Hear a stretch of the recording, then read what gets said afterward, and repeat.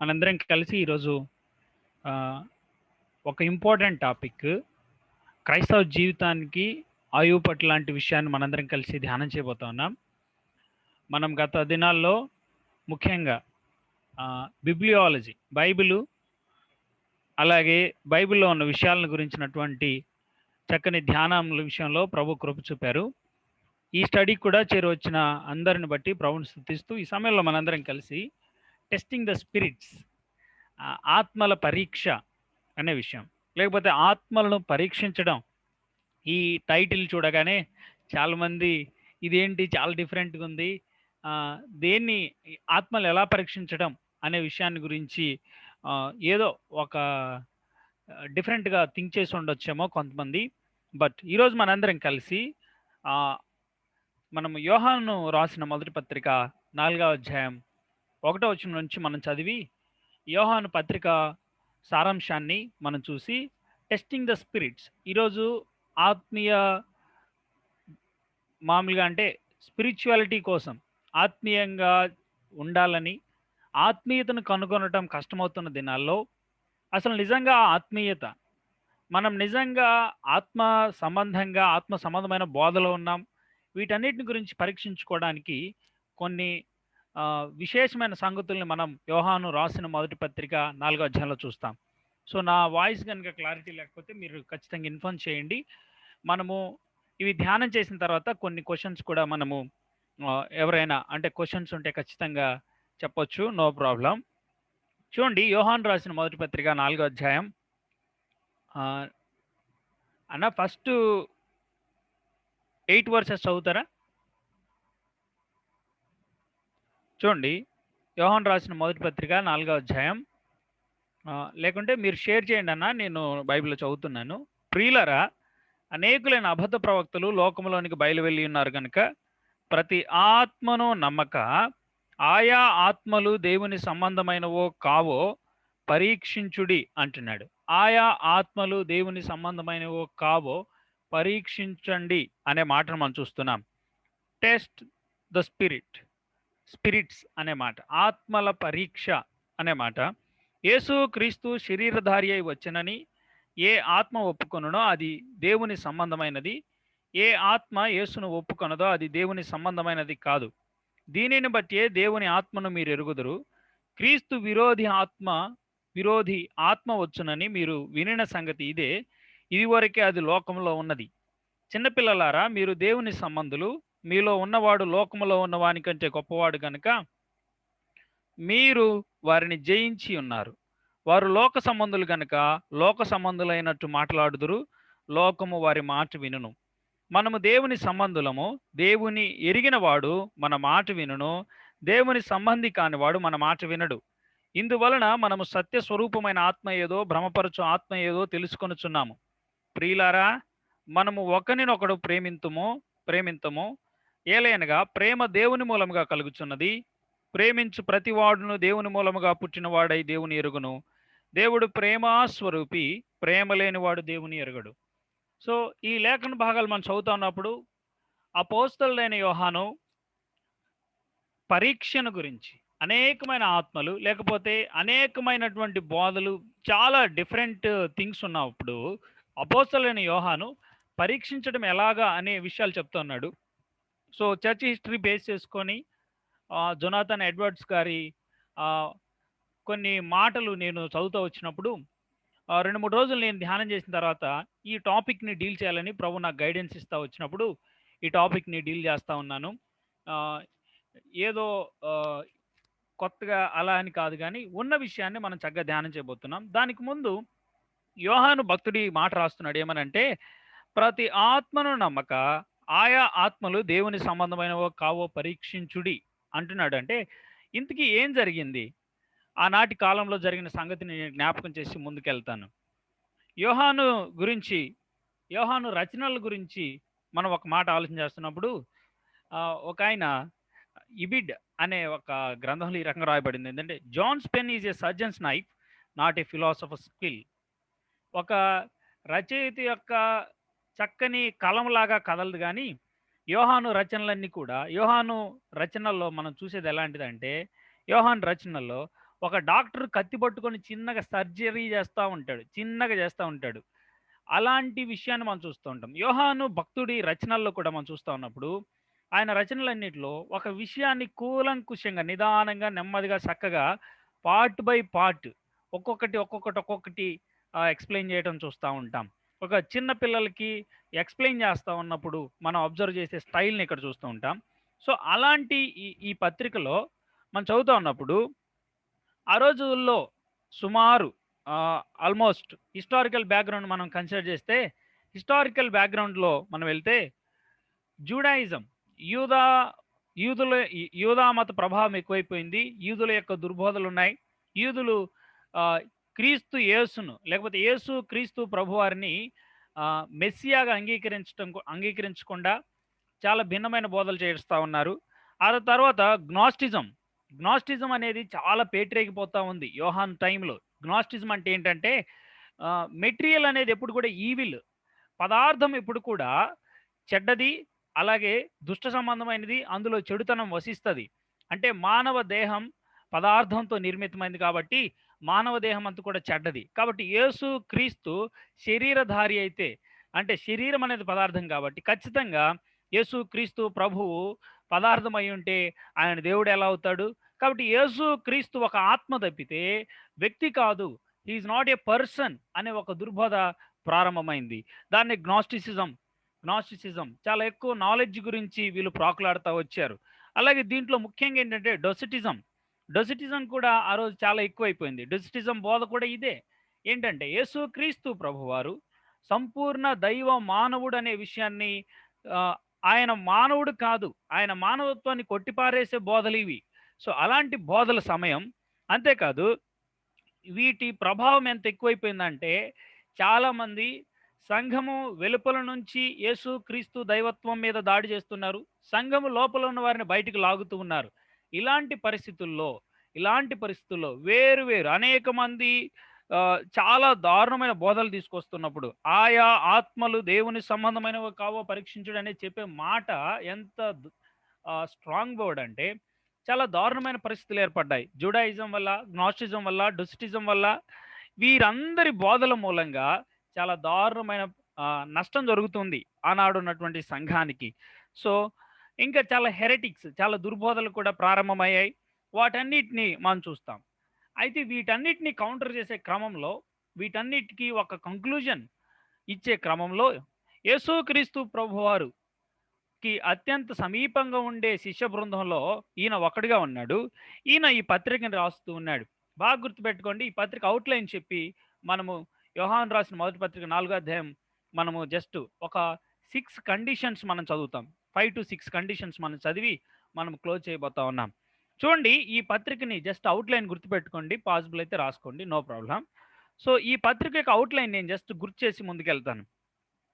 మనకి opposite words గురించి మనం స్టడీ చేయాలనుకుంటే ఈ పత్రిక చాలా అద్భుతమైన పత్రిక అన్నమాట. మనకి అపోజిట్ వర్డ్స్ గురించి స్పిరిచువల్ రీలంలో ఆధ్యాత్మికమైనటువంటి ఈ ప్రపంచంలో ఆధ్యాత్మిక సంబంధమైనటువంటి అనేకమైన అపోజిట్ వర్డ్స్‌ని మనం నేర్చుకోవడానికి ఈ ఈ పత్రికలో చాలా విషయాలు మనకు దొరుకుతాయి. ఏంటంటే మనం ఫస్ట్ 4 వర్సెస్‌లో ఇంట్రడక్షన్‌లో పర్పస్ ఆఫ్ ద ఎపిసల్ ఈ పత్రిక ఎందుకు రాస్తున్నాడు అనేది ఒకటో అధ్యాయం 1-4 వచనాలు చూసిన తర్వాత ఇంకా మిగిలిన పత్రిక అంతా కూడా అపోజిట్ వర్డ్స్. నేను జస్ట్ గుర్తు చేస్తున్నాను చూడండి. వెలుగుకి అపోజిట్ పదం ఏంటి? చీకటి. తర్వాత ఆహ్, దేవునికి అపోజిట్ లేకపోతే దైవ సంబంధమైన వాటికి అపోజిట్ పదం ఏంటి? లోక సంబంధం. ఆ తర్వాత క్రీస్తు అపోజిట్ పదం ఏంటి? క్రీస్తు విరోధి అనేది మనం చూస్తాం. తర్వాత మంచి పనులు అనే వాటికి ఆపోజిట్ వర్డ్ ఏంటంటే చెడ్డ పనులు, దుర్నీతి సంబంధమైన పనులు అని మనం చూస్తాం. అలాగే పరిశుద్ధాత్మకి ఆపోజిట్ పదం ఏంటంటే ఆహ్, ఒక రకంగా భ్రమపరచు ఆత్మ. పరిశుద్ధాత్మకి ఆపోజిట్ వర్డ్ ఏంటంటే భ్రమపరిచే ఆత్మ అని కూడా ఇంకొక ఆపోజిట్ వర్డ్‌ని మనం చూస్తా ఉన్నాం. అలాగే ప్రేమకి ఆపోజిట్ పదం ఏంటంటే తీవ్రమైన కక్ష, పగ, ద్వేషం అని మనం చూస్తాం. అలాగే దేవుని సంబంధంగా పుట్టినవారు అనే పదానికి ఆపోజిట్ పదం ఏంటంటే లోక సంబంధంగా పుట్టినవారు. సో, ఈ అపోజిట్ పదాలు, ఈ వ్యతిరేక పదాలు ఆధారం చేసుకొని మనం ఈ పత్రికను అర్థం చేసుకోవచ్చు. జే సిడ్లో బ్యాక్స్టర్ అనే ఆయన ఈ విభజన ఇచ్చాడు. అది చాలా చక్కగా ఉంది. నేను కొన్ని పదాలు యాడ్ చేసి మీకు అందిస్తూ ఉన్నాను. జే సిడ్లో బ్యాక్స్టర్ అనే ఆయన BAXTER ఆయన ఇది రాశాడు. సో 1వ అధ్యాయం 5 నుంచి 2వ అధ్యాయం 11వ వచనం వరకు కూడా ద లైట్ వర్సెస్ డార్క్నెస్, వెలుగు మరియు చీకటి అనే మతం. వెలుగుకి వ్యతిరేకంగా ఉన్నటువంటి చీకటి 1వ అధ్యాయం 5వ వచనం నుంచి 2వ అధ్యాయం 11వ వచనం వరకు కూడా మనం చదువుతుంటాం. ఆ తర్వాత 2వ అధ్యాయం 12 నుంచి 17 వచనాల్లో తండ్రి మరియు లోకం, లేకపోతే తండ్రి అని దైవ సంబంధంగా ఉన్నటువంటి విషయాలను ఎక్స్ప్లెయిన్ చేస్తూ ఉంటే, లోకము దాని మూలము అని 2వ అధ్యాయం 12 నుంచి 17 వచనాల్లో చూస్తాం. ఆ తర్వాత క్రీస్తు ఆపోజిట్ పదం క్రీస్తు విరోధి అనే విషయాన్ని మనం క్రీస్తు మరియు క్రీస్తు విరోధి 2వ అధ్యాయం 18 నుంచి 28 వచనాల్లో మనం చూస్తుంటాం. తర్వాత మంచి పనులు, అలాగే మంచి పనులు మరియు చెడ్డ పనులు 2వ అధ్యాయం 29 నుంచి 3వ అధ్యాయం 24 వచనాల్లో మనం చూస్తూ ఉంటాం. ఆ తర్వాత పరిశుద్ధాత్మ మరియు భ్రమపరచు ఆత్మ మనము 4వ అధ్యాయం 1 నుంచి 6 వచనాల్లో చూస్తాం. తర్వాత ప్రేమ మరియు ద్వేషము 4వ అధ్యాయం 7 నుంచి 21 వచనాలు చూస్తాం. దేవుని మూలంగా పుట్టినవారు మరియు లోక మూలంగా ఉన్నవారు 5వ అధ్యాయం 1 నుంచి 21 వచనాలు చూస్తాం. ఇది ఈ పత్రిక యొక్క summary. Opposite words light versus darkness, the father versus the world, Christ versus anti Christ, good works versus evil works, the holy spirit versus error, love versus pious pretence, the God born versus others. So ఈ విషయాలు మనం చూస్తూ ఉన్నాం. So నేను ఈ పదాలు కొంచెం ఫాస్ట్గా చెప్పున్నానేమో. ఒకసారి జస్ట్ మనము ఈ పత్రిక అవుట్లైన్ అర్థమైన తర్వాత మనకి లోపలికి వెళ్తాము. మనం చూసాం లైట్ వర్సెస్ డార్క్నెస్, వెలుగు అలాగే వెలుగుకి వ్యతిరేకంగా ఉన్న చీకటి 1వ అధ్యాయం 5 నుంచి 2వ అధ్యాయం 11వ వచనం వరకు. తండ్రికి వేరుగా ఉన్నటువంటి లోకం మనం చూసాం 2వ అధ్యాయం 12 నుంచి 17 వచనాలు. తర్వాత క్రీస్తు విరోధి 2వ అధ్యాయం 18 నుంచి 28 వచనాలు. మంచి పనులు దానికి విరోధంగా చెడ్డ పనులు 2వ అధ్యాయం 29 నుంచి 3వ అధ్యాయం 24 వచనం వరకు కూడా చూసాం. తర్వాత పరిశుద్ధాత్మ వ్యతిరేకంగా భ్రమపరచు ఆత్మ, లేకపోతే తప్పు చేయించడి ఆత్మ, క్రీస్తుని గురించిన తప్పు అభిప్రాయాలు ఇచ్చడి ఆత్మ.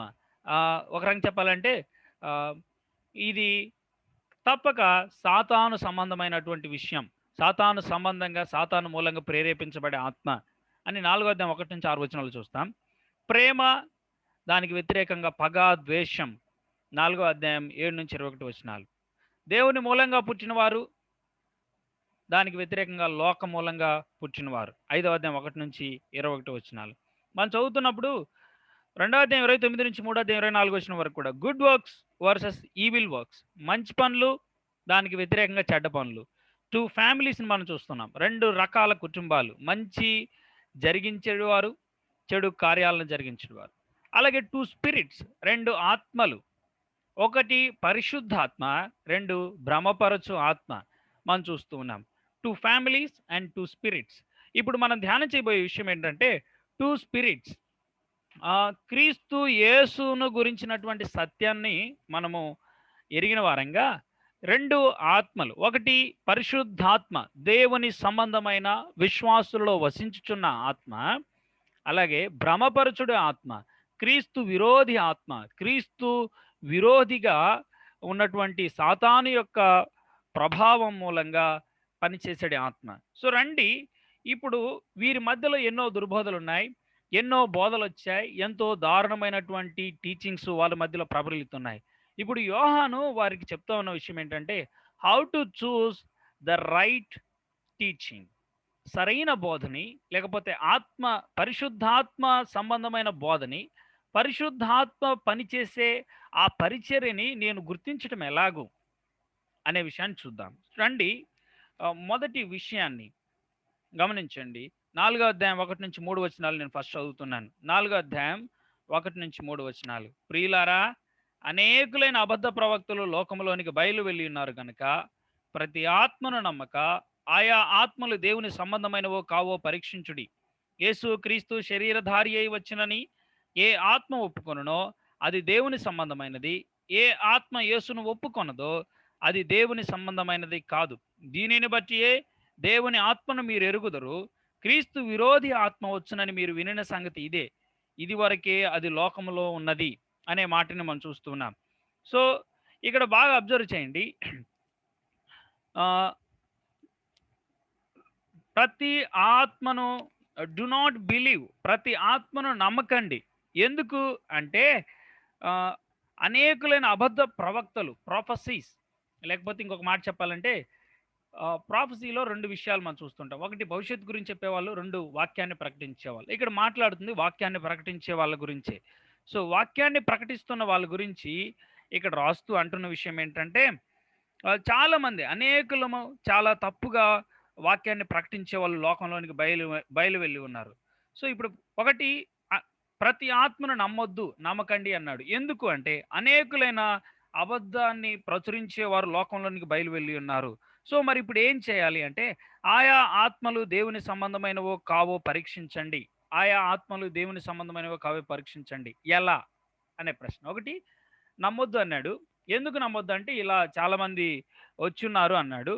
సో మరి ఏం చేయాలి అంటే ఆయా ఆత్మలు దేవుని సంబంధమైనవి కావో పరీక్షించండి అన్నాడు. ఏంటి ఆ పరీక్ష అంటే 2-3 వచనాలు. బేస్డ్ ఆన్ దేర్ కన్ఫెషన్స్, వారు ఏమి ఒప్పుకుంటున్నారో, ఏమి అంగీకరించి ప్రాక్టీస్ చేస్తున్నారో దాన్ని బట్టి చెప్పొచ్చు. ఏంటంటే confesses that Jesus Christ has come in the flesh is from God. యేసుక్రీస్తు శరీరధారి అయి వచ్చినని ఏ ఆత్మ ఒప్పుకొనున్నది దేవుని సంబంధమైనది.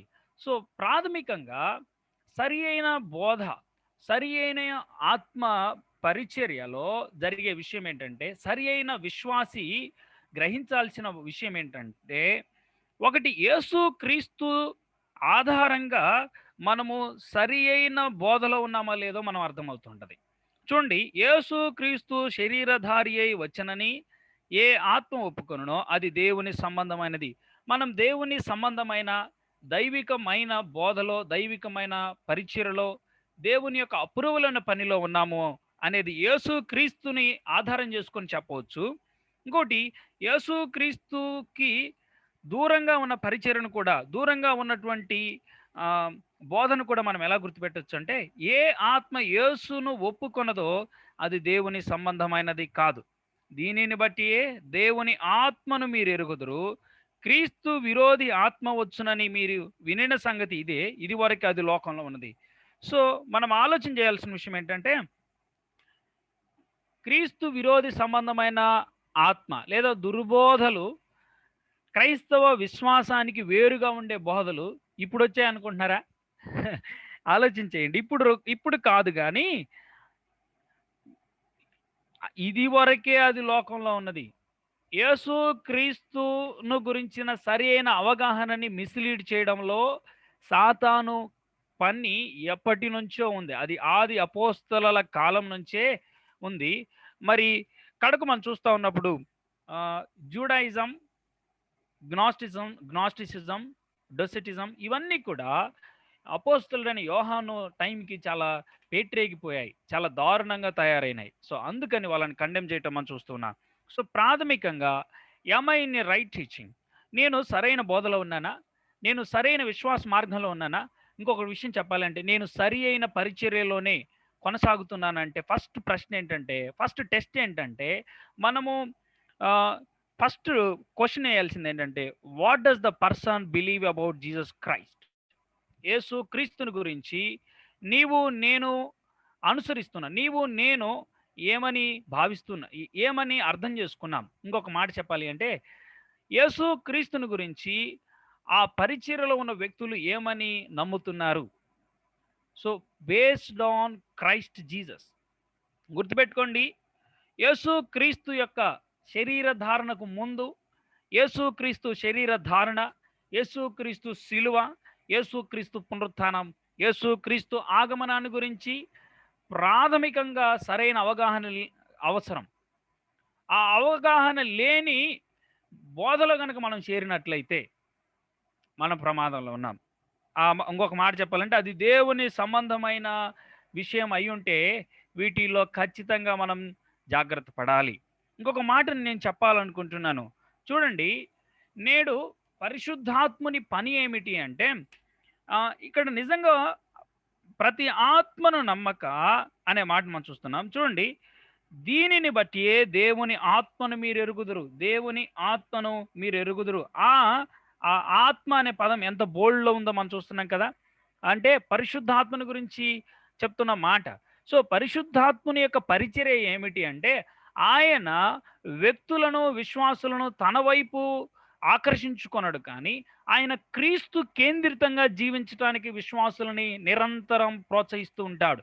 నిరంతరం విశ్వాసుల జీవితాల్లో క్రీస్తు సారూప్యతను తీసుకురావడానికి పని జరిగిస్తాడు. కాబట్టి మనం ఆలోచించాల్సిన విషయం ఏంటంటే, నీవు నేను ఈ పరిశుద్ధాత్మ పరిచర్యలో లేకపోతే సరి అయిన దైవ సంబంధమైన మార్గంలో ఉన్నామని గుర్తేమిటి అంటే, పరిశుద్ధాత్ముడు మనలను క్రీస్తు సారూప్యతలోనికి తీసుకొచ్చే పనిని జరిగిస్తుంటాడు. అనుదినం, అనుక్షణం క్రీస్తు సారూప్యతను లక్ష్యంగా సాగిపోవడానికి సహాయం చేస్తాడు. ఇంకొక మాట అంటాడు, ఒక థియోలాజియన్ అంటాడు, పరిశుద్ధాత్ముని నీవు పూజించి పరిశుద్ధాత్ముడు కనుక నిన్ను తన వైపే యేసు క్రీస్తుని కాదని, తండ్రిని కాదని తన వైపే నిన్ను ఆకర్షిస్తున్నాడంటే బీ కేర్ఫుల్, జాగ్రత్త పడు.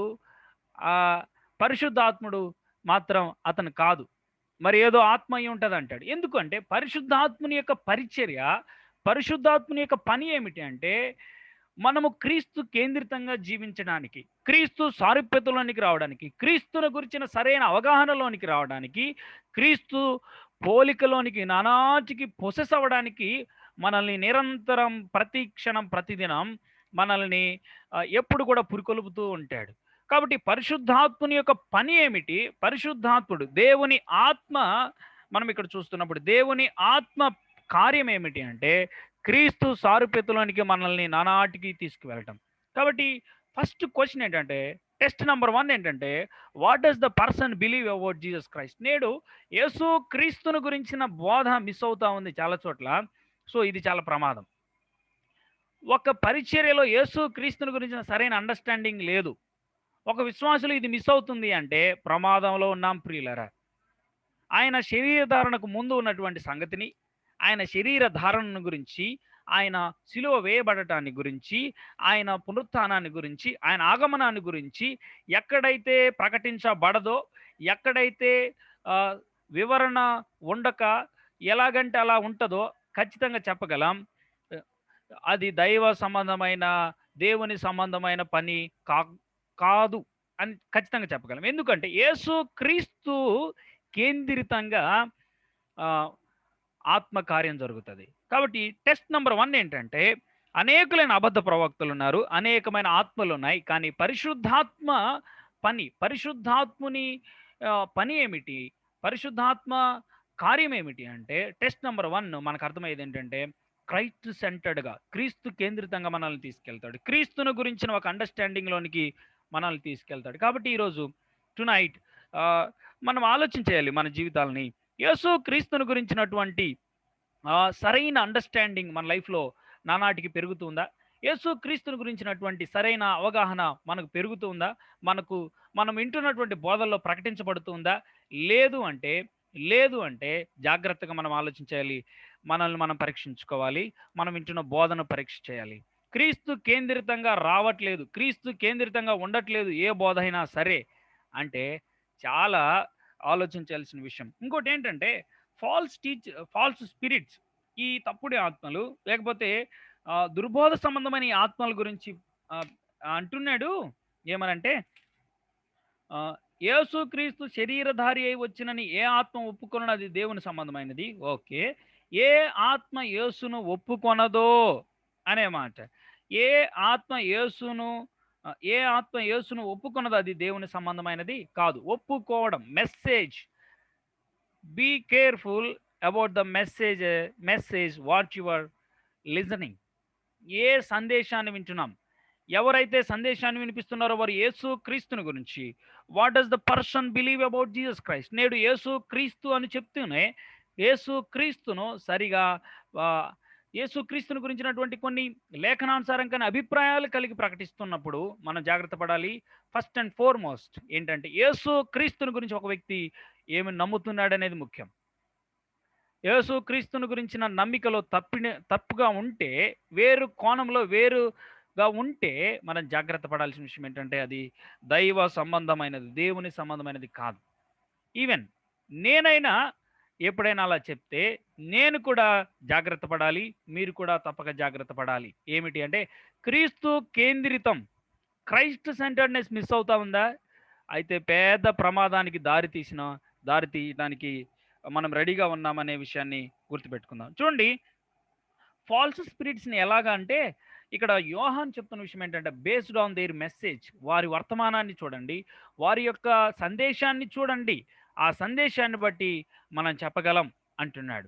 ఇంకొక విషయం ఏంటంటే కానీ యేసుక్రీస్తు ప్రభువారు మత్తయి సువార్త 7వ అధ్యాయం 15వ వచనంలో ఏం చెప్పారు అంటే అబద్ధ ప్రవక్తలను గురించి జాగ్రత్త పడి వారు గొర్రెల చర్మములు వేసుకొని మీ యొద్దకు వత్తురు కానీ లోపల వారు క్రూరమైన తోడేళ్ళు. ప్రియమైన వారు గమనించండి అన్న, వాళ్ళు ఎలాంటి వాళ్ళు అయితేనేమన్నా మనకి వాళ్ళ పనులు మంచిగా ఉన్నాయి కదా, వాళ్ళు ప్రేమిస్తున్నారు కదా ఇది అంటాం, కానీ కానీ విషయం చెప్పన గొర్రెలే కానీ లోపల క్రూరమైన తోడేళ్ళు.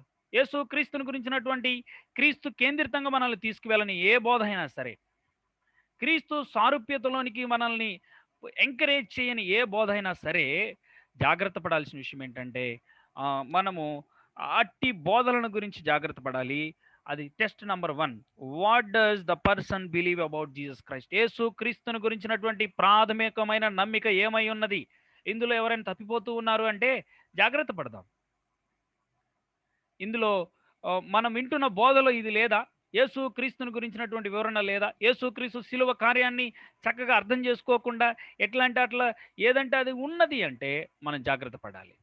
సో ప్రీ ఇన్కార్నేషన్, ఆయన శరీర ధారణకు ముందున్నటువంటి విషయం, శరీర ధారణ, ఆయన శిలువ కార్యం, ఆయన పునరుత్థానం, ఆయన ఆగమనాన్ని గురించి మనకు సరైన అవగాహన, మనము ఎటువంటి బోధలో ఉన్నాం, దైవ సంబంధమైనది, దేవుని సంబంధమైనది అనే విషయాన్ని నిర్ణయించుకోవడంలో ఎంతగానో చక్కగా ఉపయోగపడుతుంది. సో టెస్ట్ నెంబర్ 2కి వెళ్దాం మనం. నెంబర్ 2 ఏంటంటే 4వ వచనం చదువుదామా? సో మొదటి 3 వచనాల్లో మనకు అర్థమవుతున్న విషయం ఏంటంటే క్రైస్ట్ సెంటర్డ్నెస్ మిస్ అవుతూ ఉంటే, యేసుక్రీస్తుని కేంద్రం చేసుకొని జీవించడం మిస్ అవుతూ ఉంటే జాగ్రత్త పడదాం. యేసుక్రీస్తుని గురించిన సరైన బోధ మనకి దొరకకపోతే మనం జాగ్రత్త పడాలి. తర్వాత చూడండి, తర్వాత 4వ వచనం, చిన్నపిల్లలారా మీరు దేవుని సంబంధులు, మీలో ఉన్నవాడు లోకంలో ఉన్నవాని కంటే గొప్పవాడు కనుక మీరు వారిని జయించి ఉన్నారు. చూడండి, లిటిల్ చిల్డ్రన్, చిన్నపిల్లలారా మీరు దేవుని సంబంధులు, యు ఆర్ ఫ్రమ్ గాడ్, మీరు దైవ సంబంధంగా దేవుని మూలంగా పుట్టినవారు. తర్వాత అంటున్నాడు హ్యావ్ ఓవర్కమ్ దెమ్, వారిని, అక్కడ చదువుతున్న మాట మీరు దేవుని సంబంధులు, మీలో ఉన్నవాడు లోకంలో ఉన్నవాడి కంటే గొప్పవాడు కనుక మీరు వారిని జయించి ఉన్నారు. ఎవరిని? అనేకులైన అబద్ధ ప్రవక్తలని. అంతేకాదు ఆయా ఆత్మలు, దేవుని సంబంధం కాని ఆత్మలు, దేవుని సంబంధం కాని బోధలన్నింటిని మీరు కండెమ్ చేశారు. ఫర్ ఎందుకు అంటే కారణం ఏంటంటే for who is in you is greater than he who is in the world. లోకంలో ఉన్నవాడి కంటే మీలో ఉన్నవాడు గొప్పవాడు కాబట్టి మీరు దుర్బోధలను గుర్తించి కండెమ్ చేశారు. అలాగే పాపాన్ని గుర్తించి దాన్ని కండెమ్ చేశారు. ప్రియమైన వారలారా గమనించండి, టెస్ట్ నెంబర్ 2 ఏంటో తెలుసా? టెస్ట్ నెంబర్ 2 జాగ్రత్తగా గమనించండి. తప్పుని లేదా పాపాన్ని వ్యతిరేకించడం.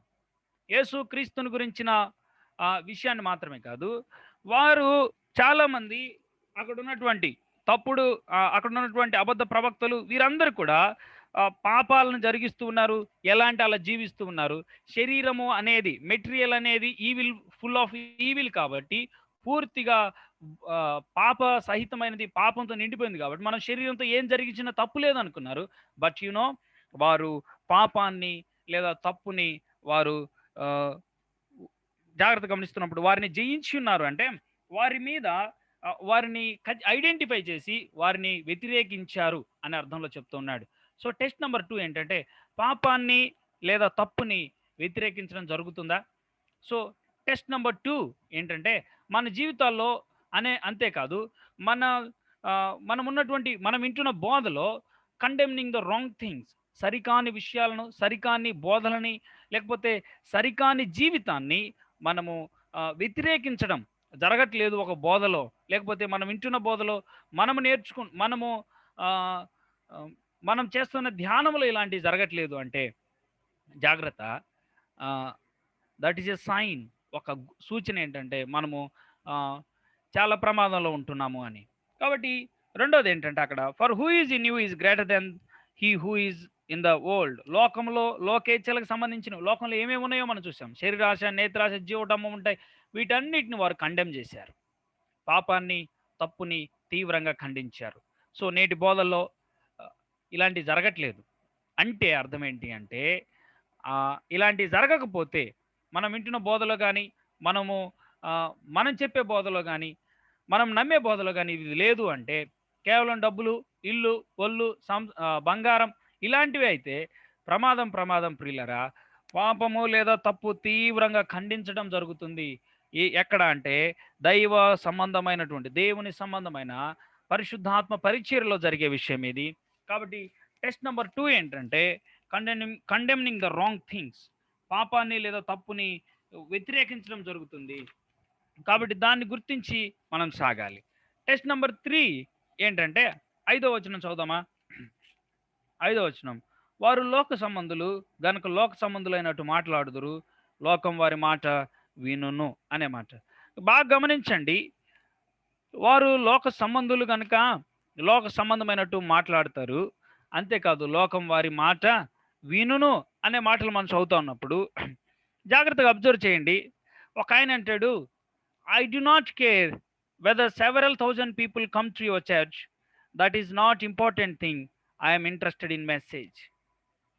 కొన్ని వేల మంది, వేవేల మంది ఒక చోట సంఘంగా గుంపు కూడుకుంటున్నారు అనేది నాకు ప్రాముఖ్యం కాదు, కానీ వారు ఏమి సందేశాన్ని, ఏమి లేఖనాలని ఏ విధంగా తర్జుమా చేస్తున్నారు అనేది, ఏ విధంగా ఇంటర్ప్రిట్ చేస్తున్నారు, లేఖన సత్యాన్ని ఏ విధంగా అందిస్తున్నారు అనేది నాకు ముఖ్యం తప్పితే ఎంతమంది ఉన్నారు, ఎంత విషయం ఉంది అని కాదు.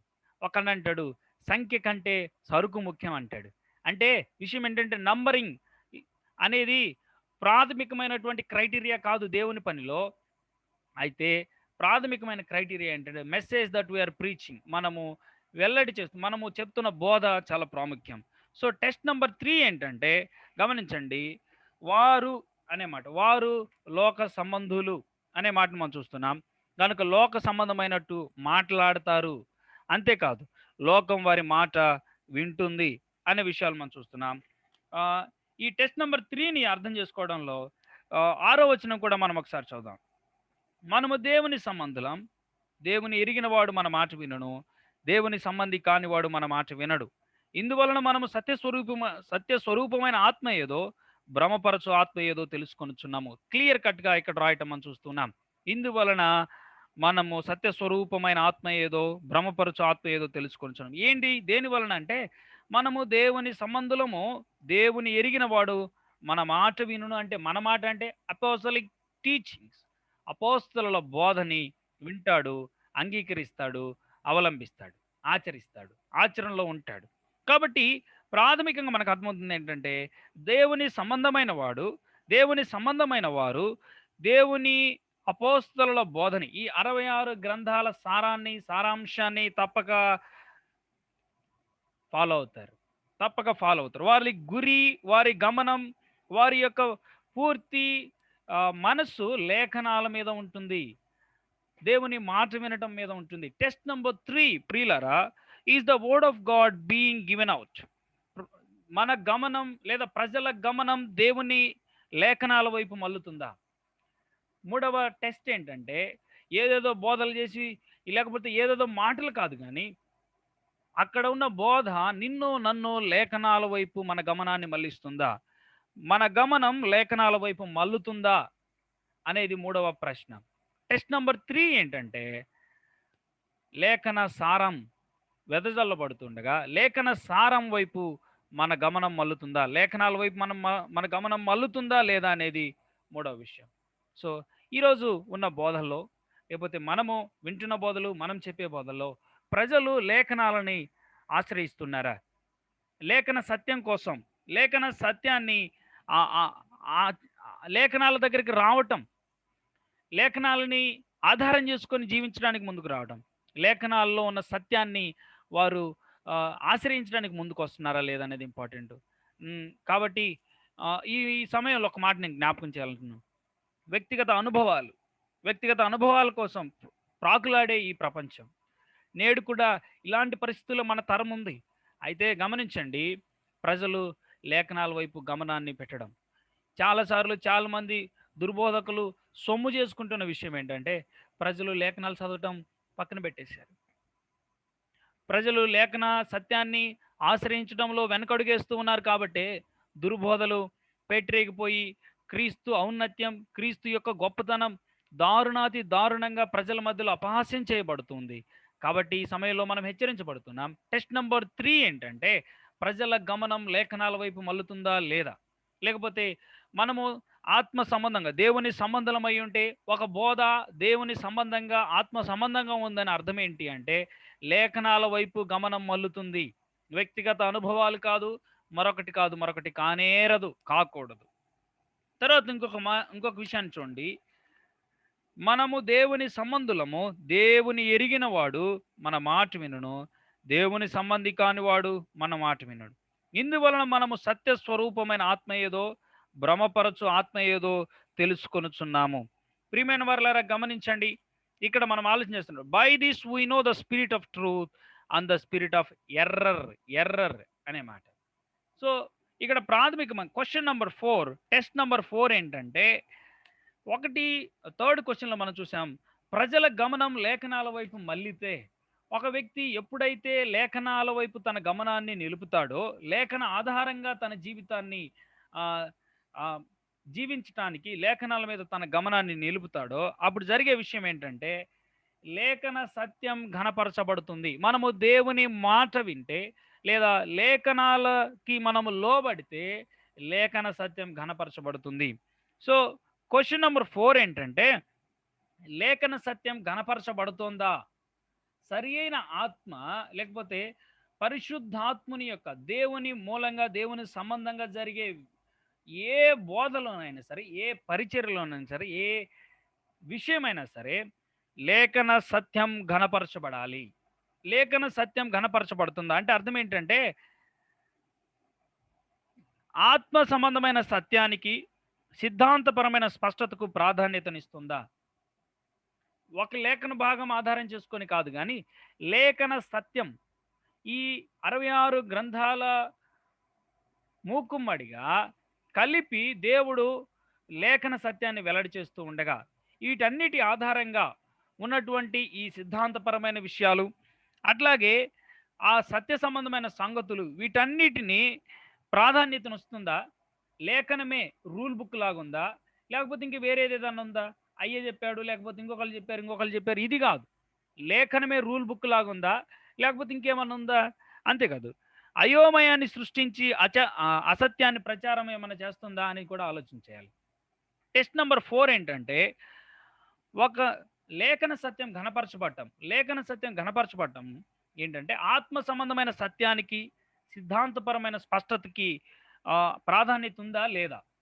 లేకపోతే అయోమయాన్ని సృష్టించి అసత్యాన్ని ప్రచారం చేస్తూ ఉంటే ఏ బోధ అయినా సరే అది దేవుని సంబంధమైనది కానేరదు. అయోమయాన్ని గందరగోళాన్ని సృష్టిస్తూ ఉంటే అది దేవుని సంబంధమైనది కాదు అనే విషయాన్ని ఇక్కడ మనం చూస్తూ ఉన్నాం. ఇంకొక మాట ఏంటంటే, హితబోధ కంటే వ్యక్తిగత అనుభవాలే ప్రాముఖ్యంగా భావిస్తున్నారా?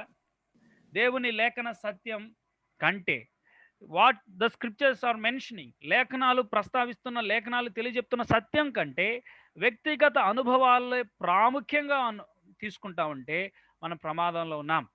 టెస్ట్ నెంబర్ 4 ఏంటంటే, లేఖన సత్యం ఘనపరచబడటం. అదే మనకి ప్రైమరీ రూల్. లేఖనాలు మనల్ని పాలించడం అంటే అదే ప్రియులారా. సో మనము ఒక విషయాన్ని ఆలోచించేద్దాం. ఏంటంటే, చాలాసార్లు మన జీవితాల్లో జరుగుతున్న విషయాలు, ఇప్పుడున్నటువంటి ప్రస్తుత పరిస్థితులు మనం చూస్తున్నప్పుడు అనుభవ ఆధారాన్ని లేకపోతే మనకు కలిగిన అనుభవాలని లేఖనాలు ఎక్కడెక్కడ కలిగాయో తీసుకొని మనకి యాప్ చేసుకోవడం చేస్తున్నాం. కానీ నా అనుభవం లేఖనానుసారంగా ఉందా? Scriptural summary.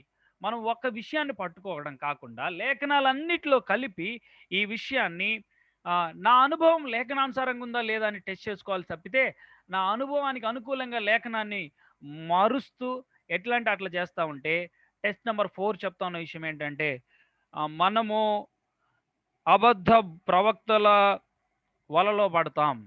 లేదా ఆయా ఆత్మలు, క్రీస్తు విరోధి ఆత్మ వలలో మనం పడతాం. సో, నేను చెప్తా ఉండగా ఒక విషయాన్ని ఆలోచించండి. Our experiences are not a valid source of truth. బాగా గుర్తుపెట్టుకోండి ప్రియులారా. మన అనుభవాలు ఎప్పుడు కూడా సత్యానికి ప్రామాణికం కాదు. నాకిలా జరిగింది గాబట్టి, ఇక్కడ ఇది ఉంది గాబట్టి, ఇంగ ఏం లేదు. సింక్రొనైజ్ చేద్దామా? కాదు, కాదు. సారాన్ని లేఖన సారాంశాన్ని ఆధారం చేసుకొని కొన్ని ట్రాన్సిషన్ పీరియడ్స్‌లో కొన్ని ఆహ్, రూప కొన్ని మధ్యాంతర కాలాల్లో దేవుడు కొన్నిటిని ఎలో చేసి కొన్ని జరిగించాడు. వాటన్నిటిని ఆధారం చేసుకొని మనం ధ్యానం చేసి చేయాలి తప్పితే our experiences are not a valid source of truth in all the times. అన్ని సమయాల్లో మన అనుభవాలన్నీ సత్యానికి ప్రామాణికం కాదు అని గుర్తుపెట్టుకొని మన అనుభవాన్ని లేఖనాల మీద రుద్దటం మానేద్దాం. లేఖనానుసారంగా, లేఖన సత్యానుసారంగా మనం జీవిస్తే లేఖనాలు గణపరచబడతాయి. సో, ప్రియమైన వారలారా, టెస్ట్ నంబర్ 4, లేఖన సత్యం ఘనపరచబడుతుందా? ఆత్మ సంబంధమైన సత్యానికి, సిద్ధాంతపరమైన స్పష్టతకు ప్రాధాన్యత ఉందా? మనకెందుకు లేఖనాలు ఏం చెప్తే మనకెందుకు? మన బోధ మన ఇష్టం. మా అయ్యగారు, మా పాస్టర్ గారు, ఇవన్నీ కూడా మనము చాలా సార్లు మిస్‌లీడ్ అవ్వడానికి కారణమవుతాయి. కానీ లేఖనాలు ప్రాథమికమైన రూల్ బుక్. దాన్ని దాటి వెళ్ళటానికి లేదు. ఒకనంటాడు చట్టం క్రైస్తవ జీవితాన్ని ఏలాల్సిందే లేఖన సత్యం, లేఖనానుసారమైన జీవితం అని చూస్తున్నాం. అయోమయం, అసత్యం ఇవేమీ కూడా లేఖనాలని ఘనపరచడంలో ఏమాత్రం అంటే లేఖన సత్యాన్ని ఇంకా వక్రీకరించడానికి, హీనపరచడానికి తోడ్పడతాయి అంతే తప్పితే వాటిని మనము ఏమాత్రం కూడా లేఖన సత్యాన్ని గణపరచడంలో వాడలేము. హితబోధ కంటే వ్యక్తిగత అనుభవాలే ప్రాముఖ్యంగా భావిస్తుంటే లేఖన సత్యాన్ని గణపరచలేము అని గుర్తుపెట్టుకుందాం. లాస్ట్ అండ్ ఫైనల్‌గా 7-12 వచనాలు చదువుతున్నప్పుడు, ప్రియులారా మనం ఒకరినొకడు ప్రేమింతుము. ఏలయనగా ప్రేమ దేవుని మూలంగా కలుగుచున్నది. ప్రేమించు ప్రతివాడును దేవుని మూలముగా పుట్టినవాడై దేవుని ఎరుగును. దేవుడు ప్రేమ స్వరూపి. ప్రేమ లేనివాడు దేవుని ఎరుగడు. గమనించండి, సరైన ఆత్మ దేవుని సంబంధమైన వ్యక్తి చేసే పని ఏంటంటే దేవుని ఎడల, ఇతరుల ఎడల ప్రేమించడం. ఇతరుల ఎడల ప్రేమ పుడుతుంది. ప్రియులారా మనము ఒకనినొకడు ప్రేమింతుము. Beloved, let us love one another, for love is from God, and whoever loves has been born of God and knows God. Love one another అనే మాటను మనం చూస్తున్నాం. సో, సరి అయిన దేవుని సంబంధమైన ఆత్మ లేకపోతే పరిశుద్ధాత్ముని సంబంధ ఆధారంగా క్రీస్తు కేంద్రితమైన బోధ ఏం చేస్తుందంటే దేవుని ప్రేమించడానికి మనల్ని పురికొల్పుతుంది. దేవుని ప్రేమించటానికి, క్రీస్తుని ప్రేమించటానికి, క్రీస్తు కొరకు దేనినైనా భరించటానికి మనల్ని రేపుతుంది. అంతేకాదు ఇతరుల ఎడల ప్రేమను పుట్టిస్తుంది. ఇతరుల ఎడల ప్రేమను, కనికరాన్ని మనకు నేర్పుతుంది ప్రియులారా. So, love as well as faith is a product of God spirit అంటాడు ఒక ఆయన. సో, ప్రేమ, విశ్వాసము పరిశుద్ధాత్మ కార్యం, ఫలం అంటాడు. సో, ఏంటి ఈ విశ్వాసం అంటే యేసు క్రీస్తుని గురించిన సత్యాన్ని ఒప్పుకోవడమే ఇక్కడ ఉన్నటువంటి విశ్వాసాన్ని గురించి మనం చూస్తున్నాం. చూడండి 8వ వచనం, దేవుడు ప్రేమ స్వరూపి, ప్రేమ లేనివాడు దేవుని ఎరుగడు. ఒక మాట చెప్పనా, ఎరగడం అనే మాటను గురించి ఆలోచించేయండి. ఒక మాట ఇక్కడ, anyone who does not love does not know God because God is love. Does not know God, దేవుని ఎరగడు. దేవుని ఎరగకపోవడం అంటే ఏంటంటే, ఎరగడం అనే మాట, నోయింగ్ అనేది ఇంటిమేట్ రిలేషన్షిప్కి, సమీప సాన్నిహిత్య సంబంధాన్ని గురించి మాట్లాడే మాట. ఒకవేళ నేను దేవుని లేకపోతే పొరుగు వారిని ప్రేమించడంలో ఇతరులను నేను ప్రేమించట్లేదు అంటే అర్థం ఏంటంటే దేవునితో నాకు సాన్నిహిత్య సంబంధం లేదు అనే దానికి రుజువుగా ఉంటుంది. కాబట్టి నేను దేవుని ఎరిగాను, దేవుని సంబంధమైన వ్యక్తిని అంటే అర్థం ఏంటంటే యాక్సెప్టింగ్ ఎ పర్సన్, ఒక వ్యక్తిని ఎటువంటి షరతులు లేకుండా అంగీకరించటం నిజమైన ప్రేమ, క్రీస్తు మన ఎడల చూపిన ప్రేమ. మనం ఇంకనూ పాపులమై ఉండగానే మన స్థితిని ఎరిగి కూడా మనల్ని ఉన్నవారుగా ఉన్నట్టు, యాజ్ వీఆర్, మనం ఏమై ఉన్నామో అదే స్థితిలో క్రీస్తు ప్రభు మనల్ని అంగీకరించి క్షమించి శుద్ధులను చేశాడు. నిజమైన ప్రేమలో గమనించండి, షరతులు వర్తించవు. ఒక వ్యక్తి క్యారెక్టర్ను బట్టి, ఆ వ్యక్తి యొక్క బిహేవియర్ను బట్టి మారిపోదు. దాన్ని లైక్ అంటారు, దాన్ని ఇష్టము అంటారు. కానీ ప్రేమ యాక్సెప్టెన్స్ ఉంటుంది. తోటి విశ్వాసుల విషయంలో మనకు ప్రేమను పుట్టిస్తుంది సరి అయిన బోధ లేదా సరి అయిన పరిచర్య.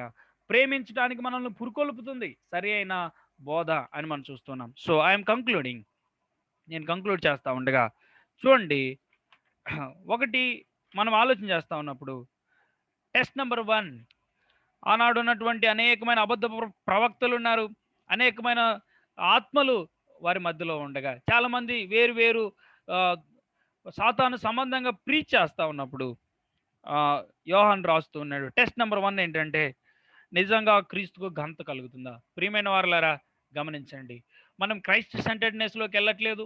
క్రీస్తు సారూప్యతలోనికి వెళ్ళటంలో మనకి ఏమాత్రం కూడా క్రీస్తుని గురించి సరైన అవగాహన, ఆయన ప్రీ ఇంకార్నేషన్ గురించి, ఆయన శరీర ధారణకు ముందు ఉన్న విషయము, శరీర ధారణ, ఆయన యొక్క శిలువను గురించిన సరైన అవగాహన, ఎవరి కోసం చనిపోయాడు, సబ్స్టిట్యూషనరీ డెత్, మనకు బదులుగా చనిపోయాడు అనే విషయాన్ని గురించి అవగాహన, అలాగే ఆయన తిరిగి లేపబడటం ద్వారా దేవుని నీతి నెరవేర్చబడుతుందనే విషయం, ఆయన తిరిగి రాబోతున్నాడనే ఈ విషయాలను గురించి మనము ఖచ్చితంగా సరైన అవగాహన కలిగి ఉండాలి.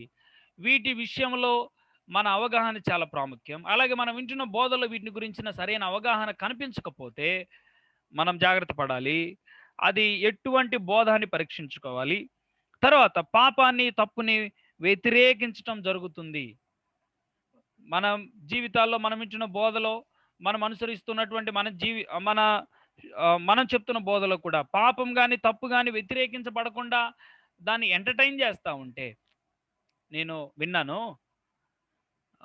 ఒక ఆయన అంటాడు, ఆస్టిల్ జోయ్, మీకు తెలిసే ఉంటుంది, ఆస్టిల్ జోయల్ అని, అతను అంటాడు, ఇంటర్నేషనల్ ప్రీచరు, తను అంటాడు, భారతదేశంలో యేసుక్రీస్తుని నమ్ముకోనోళ్ళు కూడా పరలోకానికి వెళ్తారేమో అని నేను నమ్ముతున్నాను అంటాడు. చూడండి ఎంత దారుణమైన విషయం. యేసు క్రీస్తు లేకుండా ఒక వ్యక్తి తండ్రి యొద్దకు వెళ్తాడు అనేది 100% అబద్ధం. క్రీస్తు మాత్రమే మార్గం. కానీ తను ఎంతమంది తనకు ఫాలోవర్స్ ఆలోచించేయండి. యేసు క్రీస్తు లేకుండా ఒక వ్యక్తి జీవితాన్ని పరమపురికి వెళ్తాడు అనేది అబద్ధం. కానీ అలాంటి బోధలు చేసే వాళ్ళు కూడా బోల్డ్ ఎంతమంది ఉన్నారు. రహస్య బోధ, చాలా దారుణమైన బోధలు ప్రియులారా. ఒక ఆయన అంటాడు, నాకు ఆత్మీయ భార్యగా ఇంకొక ఆమెను ఇచ్చినాడు దేవుడు అని చెప్పి 2 పెళ్ళిళ్ళు చేసుకుంటాడు. తప్పుని తప్పుగా ఖండించటం, పాపాన్ని పాపంగా వ్యతిరేకించటం దేవుని వాక్యం, సరైన దేవుని సంబంధమైన వ్యక్తులు చేసే పని, సరైన దేవుని పరిచర్యలో ఉండే విషయం. కాబట్టి మనం ఎలాంటి బోధలని మనం వింటున్నాం, ఎలాంటి బోధని మనం చేస్తున్నాం, ఎలాంటి బోధలో కొనసాగుతున్నాం అనేది చాలా ప్రాముఖ్యం. పాపాన్ని తప్పుని తీవ్రంగా ఖండించటం చాలా ప్రాముఖ్యం. ఆ తర్వాత చూడండి, ఖండించబడట్లేదు, ఎంటర్టైన్ చేయబడతా ఉంది, సపోర్ట్ చేసుకుంటా ఉన్నారంటే అది ప్రమాదం. చాలా దారుణమైన బోధలో ఉన్నాం. క్రీస్తు విరోధి బోధలో మనం పడబోవటానికి రెడీగా ఉన్నామని గమనించండి. తర్వాత లేఖనాలు చదవటానికి, లేఖనాలు పరిశోధించడానికి, పరిశీలించడానికి మన గమనం మల్లుతుందా లేదా అనేది ప్రాముఖ్యం. ప్రజల గమనం లేఖనాల వైపు మల్లుతుందా లేదా అనేది కూడా 3వ ప్రశ్నగా మనం చూసాం. 4వ ప్రశ్న, లేఖనాల వైపు గమనం మళ్ళిందా, లేఖన సత్యం ఘనపరచబడుతుంది. అందులో అల్లరి ఉండదు, అయోమయం ఉండదు, కానీ సత్య సంబంధమైన బోధ, ఆత్మస్వరూపి, అక్కడ మనం చదువుతున్నప్పుడు సత్య స్వరూపమైన ఆత్మ అనే మాట మనం చూస్తున్నాం. సో అట్టి బోధ సత్య సంబంధంగా సిద్ధాంతపరమైన స్పష్టత ఉంటుంది. ఎట్లా అంటే గలిబిలిగా గందరగోళంగా ఉండదు. అలాగే వ్యక్తిగత అనుభవాల కంటే లేఖన సత్యమే ప్రాథమిక నియమం. నా అనుభవం ఇలా ఉంది కాబట్టి అని కాదు, కానీ లేఖనం ఇలా చెప్తుంది కాబట్టి అనే విషయాన్ని మనం చూస్తాం. చివరిగా, దేవుని ఎడల, ఇతరుల ఎడల ప్రేమను పుట్టిస్తుందా లేదా అనేది చాలా ప్రాముఖ్యమైన ప్రశ్న. ఈరోజు చాలా దారుణమైనటువంటి పరిస్థితులు మనం చూస్తూ ఉండగా, దేవుని ఎడల, ఇతరుల ఎడల ప్రేమను పుట్టిస్తుందా లేదా అనేది కూడా ప్రాముఖ్యమైన విషయంగా మనం చూస్తున్నాం. దేవుని ఎరిగాం అంటే అర్థం ఏంటంటే, దేవునితో సాన్నిహిత సంబంధాన్ని కలిగి ఉన్నాం, కానీ నాలో ప్రేమ లేదు. కానీ నేను ఇతరులను అంగీకరించలేను, తోటి విశ్వాసులను నేను అంగీకరించలేను, విశ్వాస గృహపు వారిని నేను అంగీకరించలేను అంటే అర్థం ఏంటంటే, చెక్ దిస్ ఫ్యాక్ట్ వన్స్. దేవునితో సరైన సంబంధంలో లేం. దేవునితో సాన్నిహిత్య సంబంధంలో కొనసాగటంలో మనం వెనకడుగు వేశాం అనే విషయం. కాబట్టి ఈ 5 ఇష్యూస్ని గ్రేట్ అవేకనింగ్ మూమెంట్ అని జోనాథన్ ఎడ్వర్డ్స్ అనే ఆయన సువార్త పట్ల విపరీతమైన భారం కలిగి ఉన్నాడు. ఆ సమయంలో ఒక గొప్ప రివైవల్ వచ్చింది. ఆ రివైవల్ మూమెంట్లో చాలామంది యేసు ప్రభువుని నమ్ముకున్నారు, కోకొల్లలుగా యేసు ప్రభువుని నమ్ముకుంటున్నారు. అయితే తనకు డౌట్ వచ్చింది, ఇది ఆత్మ సంబంధమైన కార్యమేనా, దేవుని సంబంధంగా జరుగుతుంది అని అన్నప్పుడు అతని 5 ఇష్యూస్ని యోహాను రాసిన మొదటి పత్రిక 4:1-8 వచనాలని తను ధ్యానం చేసిన తర్వాత ఈ పాయింట్స్ కంక్లూడ్ చేశాడు. ఆ తర్వాత తను ఏమన్నాడంటే, ఈ పాయింట్స్ అన్నీ సాటిస్ఫై అవ్వట్లేదు, కానీ కొంతవరకు కొన్ని పాయింట్స్ సాటిస్ఫై అవుతున్నాయి. ఏదేమైనా సరే ఇది దేవుని కార్యం అని మాత్రం మేము అంగీకరిస్తున్నామంటున్నారు. కానీ నేడు మనం ఇంకా ప్రమాదంలో ఉన్నాం. కాబట్టి ఈ విషయాలన్నిటి మనం చూస్తున్నప్పుడు క్రీస్తు కేంద్రిత్వం, క్రీస్తుని కేంద్రంగా చేసుకోవడానికి మనం పురికొల్పబడకపోతుంటే, క్రీస్తుని గురించిన సరైన బోధ మన యొద్ద వినిపించబడకపోతుంటే మనం జాగ్రత్త పడాలి. మనము ప్రభుకి మనం లెక్క చెప్పాల్సిన వారమైనాం. కాబట్టి మనం ఏమి వింటున్నామో, ఏం ప్రకటిస్తున్నామో, ఏమి అనుసరిస్తున్నాం అనేది చాలా ప్రాముఖ్యం. సో ప్రియమైన వారలారా, దేవుని ప్రేమించటం, దేవుని ప్రేమలను బట్టి ఇతరులని మనం అంగీకరించటం సరైన బోధ, సత్య సంబంధమైన బోధ మనకి నేర్పుతుంది. కాబట్టి సో మనం ఈ విషయాలన్నింటిని ఒకసారి మనసులో పెట్టుకొని మనం ఆలోచన చేసి ముందుకు సాగుదాం. దేవుడు అనుగ్రహించిన ఈ మంచి సమయానికే దేవుని స్తుతిస్తూ ఈ ప్లాట్ఫామ్ ఏర్పాటు చేసిన ప్రియమైన సహోదరులకి, చేరి వచ్చిన ప్రియులందరికీ హృదయపూర్వకమైన వందనాలు తెలియజేస్తా ఉన్నాను. థ్యాంక్ యూ అన్న.